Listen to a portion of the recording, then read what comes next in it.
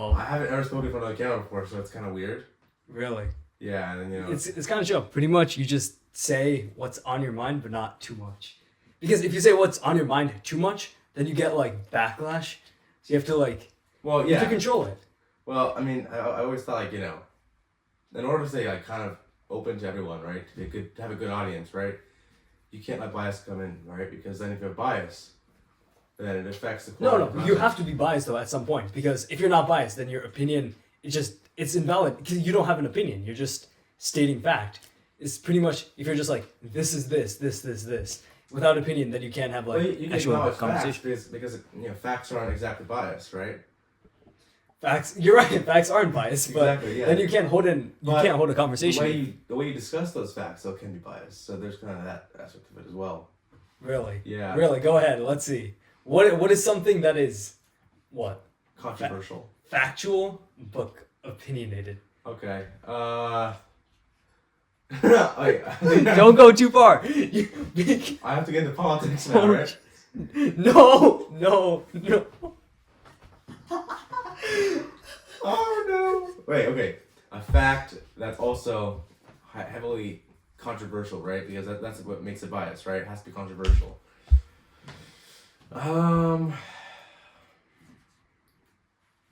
Apple isn't. No. We're not going into Apple already. No, okay. No. I actually can't really think of any facts at the moment that I guess have no bias. I mean, or have bias, right? Because most of facts have bias. Most facts that have bias are usually political, right? That is true. But then, Yeah. I mean, there's like some things that people are like, oh, this is real, but like. Oh, okay. Like things like like if it's real or fake, or it's like misinformation. I guess misinformation, because one thing with misinformation, if you just start spreading, well, how can it be opinionated though? Misinformation. Those who believe it, those who don't believe it. Like, okay, let's say someone generates using AI or some other tool, right? Okay. I don't know, like a story about the president, right? That he like somehow made a laughing stock out of someone, right? That right there can be opinionated because some people believe it to be true, some people believe it to be false, right? Someone like let's say make a fake voice of like it's a celebrity, right? Someone believe what this fake celebrity said. Some would think that this celebrity just it's AI generated, right? So there's that aspect of it as well. Like sometimes AI can also be controversial because it can cause that to happen. Like when you have AI generated stuff, misinformation can create division in a way, right? Right, because then at one point it's like, when is AI like generating different things, and you don't even know what is AI and what isn't AI at that point. Exactly. Actually, we've been seeing that a lot with like a lot of today's newest things. Like, have you seen those Minecraft videos with like Joe Biden and Trump playing those? Oh my goodness. Those are like they're cool, but they become more and more real. Right, because at one point it's like you can hear the sound and you're like, that sounds exactly like them. Exactly, and it's like really cool, like how you can see like the president literally playing Minecraft with like Biden and Obama. Like you obviously know it's not real, but sometimes like people like will see it and like, whoa, that's different. I've never seen that before. So that's kind of what I'm talking I mean, about. like one thing is like, because so many companies, I mean not companies, like government agencies, they're trying to like hammer down on like OpenAI, for example. What was it on the news? It was the guy, the actual CEO of OpenAI. Sam Altman. Yes. Yeah. You're like what? Just hammering him down, and then did he comply in the end? I'm pretty sure. No, he didn't. Well, he always says though, like he actually hates ChatGPT. He always actually says that he hates generative AI. It's actually because of how widespread it is now and how much of a misinformation tool it is right now. His vision for AI, I think, was more to be more of a co-pilot for people, right? Mm-hmm. I think right now the co-pilot model is being used to introduce AI to our society without it being intrusive and being kind of scary, right? And now people are starting to use it to kind of almost replace themselves or their position in a job, for example. Like, let's say you're a software developer, right? People using like GitHub Copilot or ChatGPT even to write code for them. So like, there's that aspect of it as well, which is kind of not preferred, but that's what he hates right now about AI. Mm-hmm. Yeah. Because like, what is it? At one point, it's like your job doesn't really matter at one point, because it's like, oh, pretty much just pop it in here, it'll just do it for you. Exactly. And then it's like, what jobs can you see based on that? Like, for example, like even like software engineering in total, it's like, where does that field of work go in the next like 10, 15 years? It's like, is it just not going to exist, or is the only software engineers going to be people that are working in machine learning themselves? That actually is a pretty good point. I think I've seen like a lot of developers I know like being hired for solely AI development. I think that there are 7 major companies controlling AI right now. I think it's Google, Facebook, or Meta. It's going to be OpenAI, and I think there are 4 different Chinese companies controlling AI right now. I think it's Alibaba and a few other big ones there. They right now have, I think, 90% of the world's machine learning engineers, which is pretty scary if you think about it. And that number is increasing rapidly with like, pursuing education in machine learning right now. Like that's like a growing factor right now. But at the same time though, right, we also need software developers to integrate that AI into their own websites, as a tool more. And that's the thing though, but with it, like, yes, they have to integrate it into their own websites and things, but at what point is the AI just doing that for themselves? Because you see it within like certain software, certain like applications, AI just does it for you. Like, at what point is it that you don't need these certain people anymore? That is true, man. That is kind of scary. Like that is, you have to admit, that is kind of scary. Like exactly. When you see that, like that, like will your job be replaced? It's a pretty big subject right now to discuss. Like a lot of people are worried about that, but there were a lot of code generation software like features you could have had back in like the 90s or even 2000s, early 2000s, and people thought that would replace their jobs. And even today, we found a way to sort of like move past that. And I think at the end of the day, human creativity, human spirit, that kind of trumps AI, and it's sort of cold feelings about AI, because AI doesn't have any creativity, right? Its data is just solely based on human creation. So it's only limited to what we've already created, right? Only humans can truly create new things and new ideas. So we can't really see that with AI right now. But maybe in the future, AI can create new things. I mean, we've seen that, I think, with Midjourney. Midjourney's right. Their website that you just input it in and then it just starts creating. They actually they run the Discord, and what they do is it's paid right now because it's very expensive. It's been very popular, but Midjourney has been basically taking the next step in generative AI with artistic ideas around it. Right, I think its data set was much greater than the DALL-E that OpenAI developed, and Midjourney grew that into like a huge product now. And people are using it to generate like original logos, original artwork, and they're selling it as NFTs. While it's pretty cool, it may not last forever. So right, because like, I mean, for example, we've seen the NFT trend. It's like, what is it, during COVID time, it just spiked up. Everyone's buying NFTs, things like this. And then at one point, these images, like, yeah, people were starting to draw them, but then a lot of them were just AI generated and just mass uploaded. I made like, was it $300 or $400? Oh yes! Oh my goodness. It was cool. You have to have like a bit of an audience, right? You have to like grow into you have to have a community around you. Otherwise, there's just no one's gonna buy NFTs, right? At the same time, though, NFTs they get boring eventually, right? Because the idea behind non-fungible tokens was, okay, it's this really cool digital market online on the blockchain, right? Well, what the heck is that, right? No one really knows where it is, and you typically don't really own it because it's on the blockchain no matter what you pay for it, right? So. And also, I don't know if you've seen like that trend where people just screenshot NFTs. Oh yeah, pretty much. It's like, I own your NFT now. Exactly. Yeah, and exactly. That was also pretty stupid, right? That you could basically own the exact same artwork that someone else paid, like, let's say, 1 or 2 Ethereum for, which is a lot of money, right? That's a lot of money. So that was why NFTs died pretty much. Like their value rapidly sinks as people clone, take pictures of, or redistribute NFTs as images. Exactly. It's pretty much like a trend. It's like, one thing is like popular one day, and then it's like, hey, this trend is past, now it's moving on to another trend. Yeah. And it's like trying to figure out, it's like, what is the next trend? What are you going to jump onto next? And I think like right now, I think it's just ChatGPT using for like assignments. Like we've been seeing it in homework or just like schools. Like people have been using ChatGPT to like do their homework for them, which is like ridiculous, right? To see that happening. Now, a lot of professors, I know a lot of friends are like really shocked by how professors were handling this, right? We see a lot of AI tools online right now that are like able to technically just input ChatGPT text into. But one thing that people have been doing, which is actually crazy, right? They've been taking their messages, like whatever they generated with ChatGPT, and they basically say, ChatGPT, rewrite this in the style of this piece of text, right? And that's usually something that they written already, right? And that allows ChatGPT to rewrite your text as something that you've already written. Because that way it sounds like yourself when you're typing it. The issue though is like, can't you just take that and just put it into ChatGPT and be like, did you write this?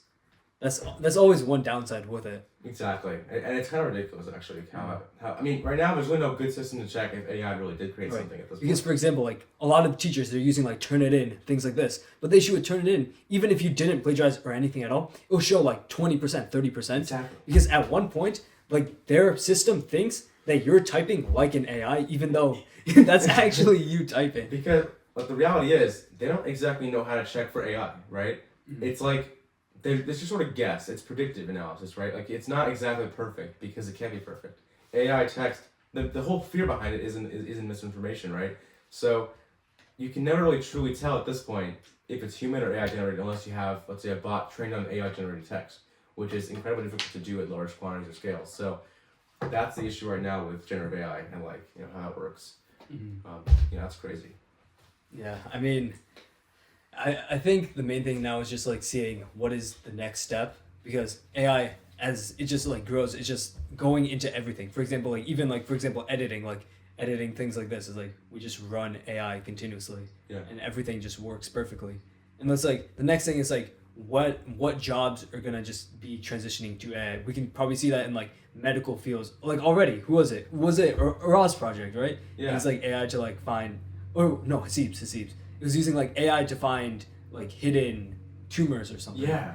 Within. It's like at one point it's like pretty much you don't need any people in any like sort of field when AI can just be like, this is what you have to do, and then it just does it for itself. Look at what Elon Musk did with Neuralink. Like that was crazy. I mean, yeah, it wasn't very humane, but just start jamming chips in a monkey's head. Yeah, go ahead. They're chipping away the monkey skulls, right? Yeah, it's pretty bad in terms of like testing or testing out the surgery. But then eventually, right? We've been seeing like monkeys can now play Pong with their brain remotely without having to touch the screen at all or interact with the device at all. Like that right there is just insane, right? To see like chimps learning to play Pong while testing out these little chips in their head. Like that's exactly. I think beyond AI, like you said, the next step is probably going to be developing new levels of human experience, right?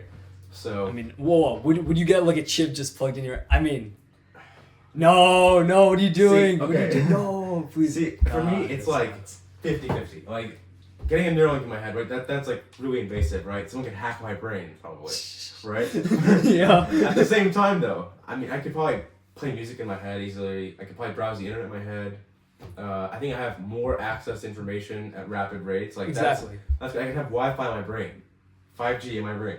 Now, is it safe? It's the waves start messing with your head at one point, though. Yeah, I'd probably lose my mind. I'd probably go crazy. But I have 5G speeds in my head. That is true. I mean, because like, what is it? Your brain is just like neural impulses of just like, pretty much like even in like experiments, like in psychology, you just start like zapping parts of the brain and it just starts doing things. Oh yeah. That's kind of like the basis behind a Neuralink. At one point, it's like finding different parts and just you can just access everything from it. That's crazy. Like to see like Elon Musk like basically just putting needles in your brain and somehow managing to access parts of your brain that a computer can read. Like that's ridiculous. And actually, this is a new project right now. I think they're working on it right now. I think it's in China or Japan. They're working on this project that allows you to actually see dreams through electrical signals. So they've been. I think it's like next level electric work with your brain. So they've been reading signals from your brain, like wave signals, or brain waves, and basically they've been detecting or trying to depict what you've been thinking about. So let's say you're dreaming about like a giraffe or an elephant, right? They've been taking those waves that you've been, when you imagine those different creatures, they've been taking those brain waves, the activity, and just putting it on screen. Now, sure, the quality is kind of blurry, right? Yes. But it gives you like a general outline or layer of what it looks like, and that's just kind of crazy to see. Like, how about that is like the next level of this could be even like a perfect tool for psychologists, right? Mm-hmm. When they're trying to see like what you're thinking, right, without you being able to tell them properly, hooking this machine up to their brain, right, can allow them to really truly understand like what's inside your brain, and that's like one of the biggest medical. Right, that's like the biggest thing. It's like they don't know what is actually like happening. For example, when you're like sleeping, they don't really know exactly. It's more like theorizing and like based on like quantitative and like qualitative data. Kind of, it's like what is happening to your mind, like what is subconsciousness even, and things like AI, like technology, like implanting stuff in your head. That's what can lead us to another like full on like human breakthrough. And from there, like you can probably figure out like based on like evolutionary things now. It's like what happened, what led us to this point, and that's it's just the unlimited possibility. That is crazy. I mean, my uncle always hated the evolution theory. Right? Evolution theory is cool. Like we came from like an amoeba to a chimp to a monkey then to a human. Right? It sounds kind of ridiculous, but is it though? Right? Is it? Think about it like this. Okay. You're a monkey, right? You learn that you have opposable thumbs, right? You learn to grab things. You learn that fire's hot. I think it makes sense eventually that we've kind of grown into these people that build things. I mean, monkeys are very crafty, right? They're creative. They can build their own things. They eat bananas like we do too. I mean, and they also understand like emotion and thoughts. And things. They're very emotionally intelligent creatures. So like, there's that as well. With evolution theory. But at the same time, though, right? Where exactly could we have come from? Like that is a weird thing, right, to think about. Chimps, monkeys, it's far-fetched, but it's also been, I think that's Darwin's theory of evolution, right? Yes, Darwin's theory of evolution. That's a lot of in my head. It's a pretty important one, yes. Yeah. Well, I mean, we'll see though what it leads up to. But, I mean, speaking of like other things now, it's kind of like, you try to see like what is going to happen, like what is the next big thing. Because like right now it's like AI is like controlling everything, but at one point it's gonna be like it's no longer going to be AI. It's going to be another like, for example, did you see the Google thing where pretty much I think Marcus Brownlee did this where Google has like these different kind of like camera setup things, and then if you're looking at it through a specific screen, it tracks your head movement and everything, so it looks like the person is like in front of you. Oh, I think I've seen those before. Yes. Like the smart intelligent cameras. I think right now, actually, beyond just like technology, software development, AI, the video industry is gonna be huge. Right? Yes, because there's always room to grow. Because right now it's just like, yes, it feels like 3D, but technically it's a 2D static image on a like full blank canvas, and it doesn't have like the actual immersion and that depth of field within. Google actually has a project like that. They're now working on this like Project Skyline. I'm pretty sure. Right? I think Skyline. What was that? What else did Google have? Yeah. Because with that, at one point, if they can mass produce it, you literally just start placing it on walls everywhere. And anyone all over the world, they're just right next to you. And at one point, as the technology improves, you just won't be able to distinguish it. It's like, are you going to have, let's say you have someone living in Australia. It's like, instead of visiting them, they're like right behind you on the wall. It's called Project Starline, you're right. Project Starline, exactly. Project Starline is like really cool. I think they use like next level, I think it's computer vision. And also I think it's like some sensors too. Right, because what they're doing is that they're taking your actual like self-image, they're using color sensors and like cameras of course, and they're rendering that real time in 3D and then replacing it all within like milliseconds, just placing it together. Crazy. I think the biggest challenge with that right now, like with that, is data transfer and data speeds, right? Like looking at that, like data is so hard to transfer already as it is through the internet, but to transfer 3D objects over a short period of time, that's what's tough, right? Sure, you can map out the person's face and you can be close and you could like really get a good feel of what the person looks like, but having to properly translate that information to a computer in like milliseconds, that's difficult. Without a delay, that's like basically reconstructing 3D images in seconds, like in milliseconds. Like that's tough. Exactly, because like what is it so far? Like fiber, it's been available for what 10 years, and like even like neighborhoods around like they still haven't gotten it yet. And that's what shows. It's like people, it's like once they have something that just decently works, the time it takes for like average people to like go to the next thing is so like tremendously long. Is that it just creates this huge gap while like Google and companies are just working on this crazy stuff. People are like not even having fast internet connection in the slightest. Yeah, technology adjustment is like difficult, right? Like when a new iPhone comes out every year, right, or a new Android phone comes out every year, right? People aren't always gonna jump to get it, right? Sometimes people do, but typically people can't really afford $1,000, $1,500 phone every year, right? So people will just sort of like use what they have. Some people are actually like really pro tech. They want the newest and latest, greatest, right? But actually the majority of people really just stick with their devices until they see that they actually can no longer be a part of society with what they have. I think we're now seeing that with, like you said earlier, 5G Wi-Fi. Like not everyone has it yet because 4G works just fine, right? Exactly. And I think one main issue with 5G is that like even though they all advertise it's 5G, the speeds between 4G like their LTE thing compared to 5G it's like the difference is pretty much none, because what they're doing, they're taking their 4G antennas and everything, and they're just increasing the megahertz. Yeah. So it's faster speeds, but technically, like, the difference between it isn't that much, because true 5G just has not been achieved in mass scales at all. Yeah, I mean, there's like a little like rumor going around that 5G is basically just a bunch of like cell towers closer together, and that's not necessarily true. I mean, yes, there's been like a growing development in 5G towers, but they're not exactly that far, not that far apart, and like they're also not exactly. This is a bad clip. Hold on, wait. It's a bad clip. Yeah, go on. Let's see. Okay, all right. It's a bad clip. No, Okay. but I mean, like, one thing, especially within, like, what is the best like internet company right now? Like, cell company right now. Oh, cell company. I mean, personally, I'm pro Verizon, right? I mean, same. I use Verizon, but like, honestly, the Verizon's 5G is not that fast. It's not like, good. what is it like? At times, yeah, you'll get 70, 80 megabytes, but it's not.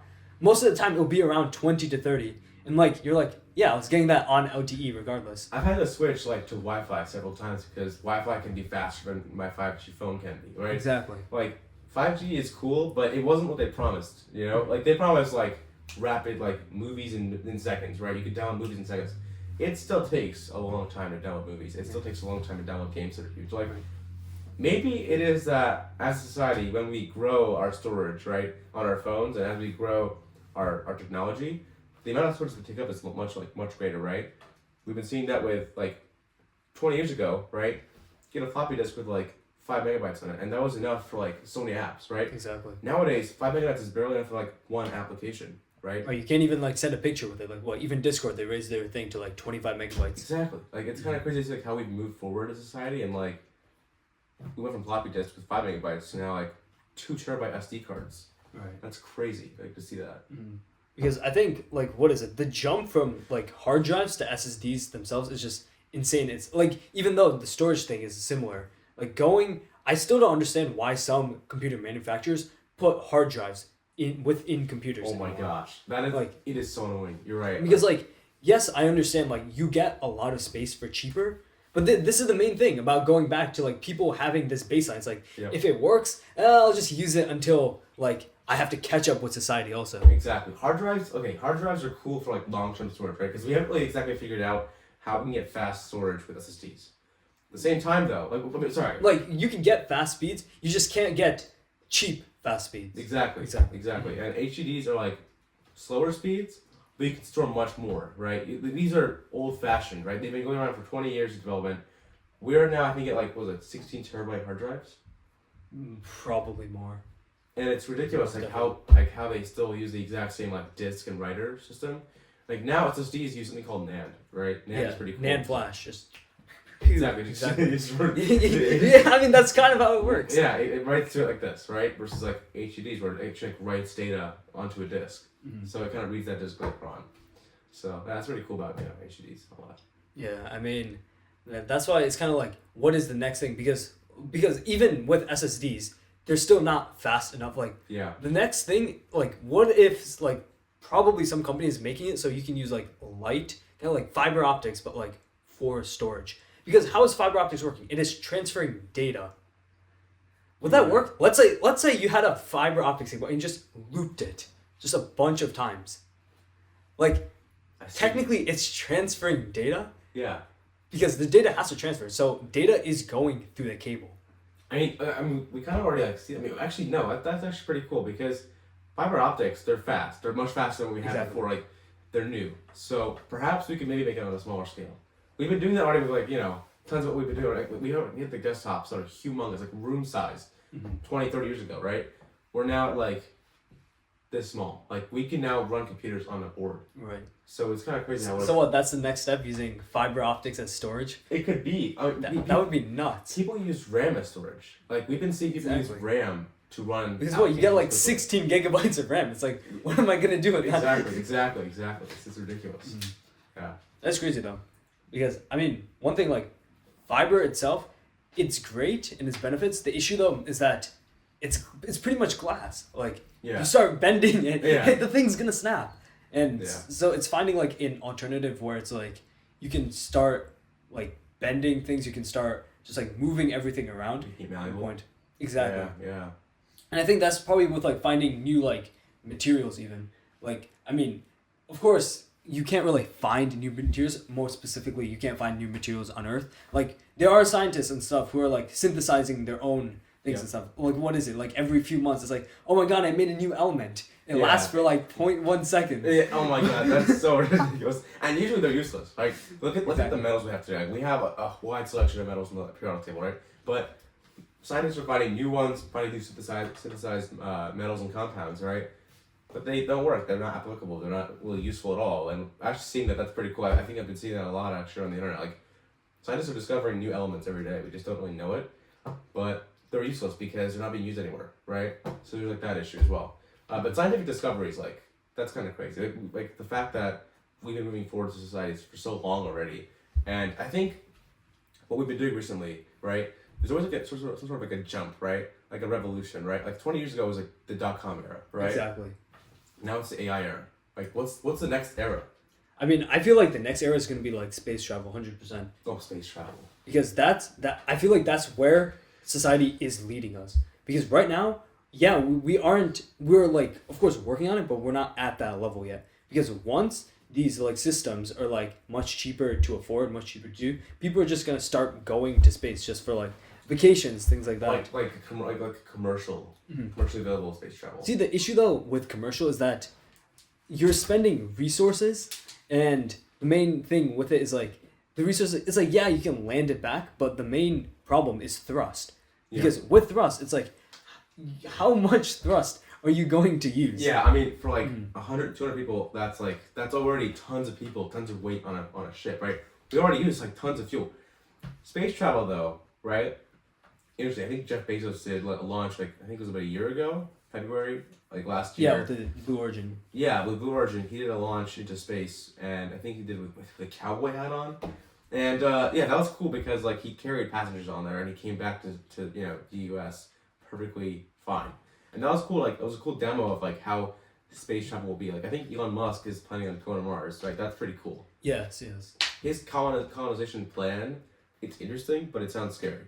Right. I mean, I feel like the one issue with Mars though is that it's kind of like we're gonna get there and then we're gonna be like, well, now what? Now what? Exactly, because there's just dust. There's just red dust right now. I mean, there's some benefits. Scientists have found some sort of water, right? Yes. So the theory I think Elon Musk is trying to tackle is, can we kind of restart the atmosphere, right? Because at one point the theory is Mars was like Earth. It was small. It was very, very small, but Mars had an atmosphere, it had clouds, it had weather, it had animals.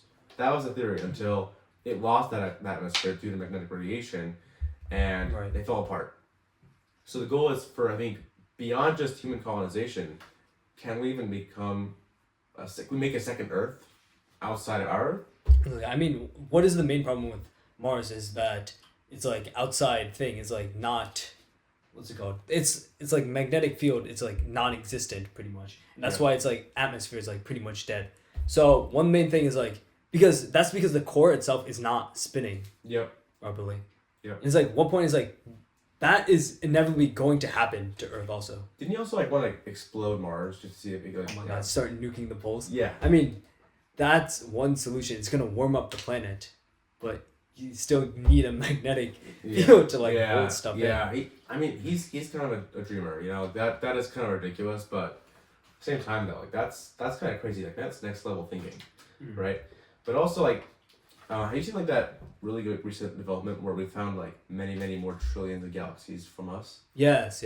I mean, the issue with those is that like what we're sensing is like happened a long time ago. Yeah. I think that's like one main issue with like light. It's like everyone thinks it's like light speed, light is not. Yes, it's fast, but it's like not fast enough. It's not fast to have enough. Useful information, like exactly. I think like galaxies that are like trillions of light years away from us, like that's cool. We just saw it, but they're probably dead, most of them, if not all of them. Yeah, at this point, it's like by the time like if we observe them now in real time, it's like do those even exist? Yeah, at a certain point. Exactly, and what's even scary? It's like maybe like what is it? Because like we haven't found any other like sorts of like aliens or like any sorts of life anywhere, but maybe they do exist. It's just by the time like at this current moment, they might exist at the moment. We just can't see them because of light.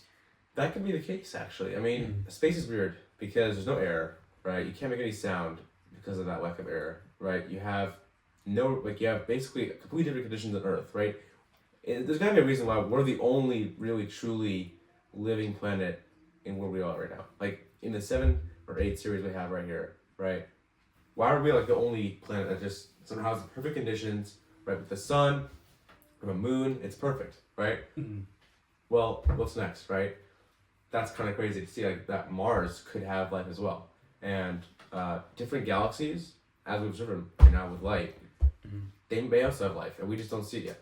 So yeah. Well, I mean, that's pretty exciting, but I guess we'll see for next time, and Yeah, we'll pretty see. good. We'll see. Okay, that was